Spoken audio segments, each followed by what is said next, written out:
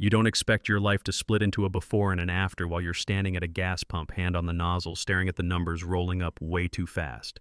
You expect nothing. That's the point. And then someone steps into your space close enough that you can smell their cologne mixed with dust and heat, and they say papers, immigration check. 3 sentences into this story, and yeah, that happened to me. Yeah. It was a Tuesday morning in Phoenix, just before 10, already hot enough that the asphalt felt soft under your shoes, the kind of heat that gets inside your head and slows everything down. I'd just finished an overnight shift. 23 years on the job teaches you how to live tired. Basketball shorts, an old Suns t-shirt, sunglasses on because the light was brutal. I pulled into a Shell station I'd been to 100 times, maybe more, just trying to get home. Nothing dramatic, nothing special, just gas. Then I noticed the SUV. White government plates parked a little too clean, a little too deliberate. I noticed the spacing before, I noticed the patches. That's muscle memory. Cop brain. 3 agents, 1 straight, on 2 white hands near their belts, already decided I was the problem. You know what I mean when I say you can feel that decision before anyone opens their mouth. The guy in front said they were ICE, said they were doing a sweep, said they needed to see proof of legal status.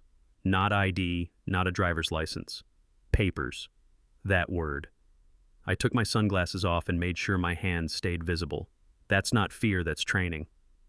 I'm a police lieutenant, I said. Phoenix PD. My badge is in my truck. I gave him my name, my badge number, the whole thing. He smiled like I'd just told him a joke he'd heard too many times. Everyone's got a story, he said. I need documentation proving citizenship. I remember thinking how strange it was to hear that sentence out loud in my own city at a gas station in broad daylight. I asked him if he wanted me to reach for my wallet, slowly, 2 fingers. He nodded, hand touching his weapon now not subtle anymore. I pulled out my license like it was made of glass. Arizona license, my face, my address, clean, current. He looked at it for maybe half a second and said it didn't prove anything. He wanted a passport, birth certificate, naturalization papers. I laughed not because it was funny, but because sometimes your brain doesn't know what else to do when the absurd hits that hard. I told him I was born in Tucson. My father was born in Tucson. My grandfather was born in New Mexico when it wasn't even a state yet. I told him again that I was a police lieutenant. He took my license and put it in his pocket, just like that. And then he said I wasn't going anywhere until they verified my status. That's the moment when the air changed, when the heat stopped being the main thing you noticed. I asked him what reasonable suspicion he had that I was here illegally. I asked him calmly at first, then louder so the cameras and the people around us could hear what exactly about me standing there pumping gas made me a target. Phones were up now. You could feel the attention shift like a current. A woman 2 pumps over was filming. A guy coming out of the store stopped and just stared. One of the other agents said they had intelligence about illegal employment in the area. I looked at my clothes, my truck, the gas nozzle in my hand, and said, "So your intelligence is that I'm black and buying gas?" Nobody answered that, they just tightened the triangle. He told me to turn around, hands behind my back. That's when I planted my feet. I didn't resist. I didn't move toward them. I did what I'd taught rookies to do for years when something wasn't right. I spoke clearly. I said I was not resisting. I said I was invoking my Fourth Amendment rights. I said they had no reasonable suspicion, no probable cause, and that if they put their hands on me without cause, they were committing an unlawful arrest. You could see it on his face, that flicker of hesitation. This wasn't the script. This wasn't someone scared or confused. This was someone who knew the law and was saying it out loud while half the gas station recorded. One of them reached for my arm anyway. I stepped back, hands still up, heart pounding now, but voice steady. "Don't touch me," I said. "I don't consent to any search or seizure." 30 seconds. That's all it took.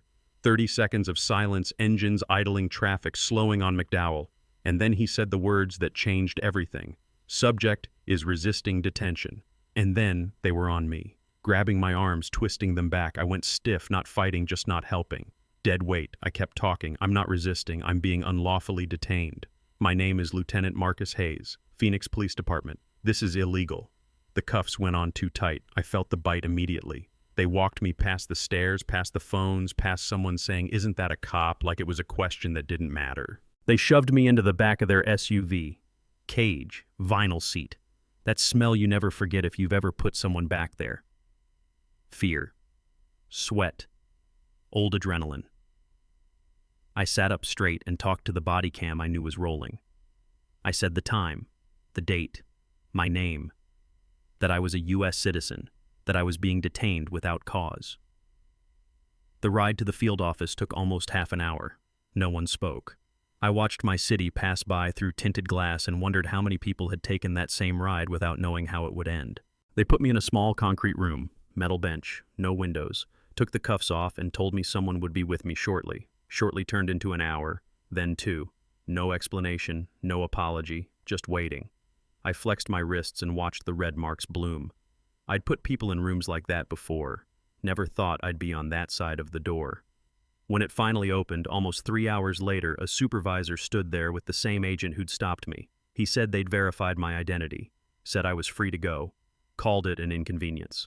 I laughed again, that same short, bitter sound. You handcuffed a police lieutenant and held him for 3 hours because he was black at a gas station, I said. That's not an inconvenience. I asked for everything. Names, badge numbers, body cam footage, incident reports. He nodded like he was already thinking about how to minimize it. They drove me back to the gas station. My truck was still there somehow. I stood there for a second, just breathing, feeling the sun on my face like I needed to remind myself I was actually free. Then I drove straight to headquarters. By the end of the day, lawyers were involved. Civil rights lawyers. The kind who don't flinch when you say federal agency. When I saw the footage, all of it synced clear as day. It was worse than I remembered. No threat, no suspicion, just assumption. They offered to settle. $75,000. My lawyer said no without even asking me. They came back with $300,000. Still no. Because this wasn't about money. Not really. It was about saying out loud that this wasn't okay. The trial happened almost 2 years later. The courtroom was packed. Off-duty cops in uniform, community members, media. When the footage played, you could feel the jury shift. You could see it in their faces. I testified for days about my career, about that morning, about the moment you realize your badge doesn't protect you from being seen as something else first. The defense talked about intelligence and procedure. My lawyer asked one simple question. What exactly made him a suspect? Nobody had an answer that didn't sound like the truth they didn't want to say.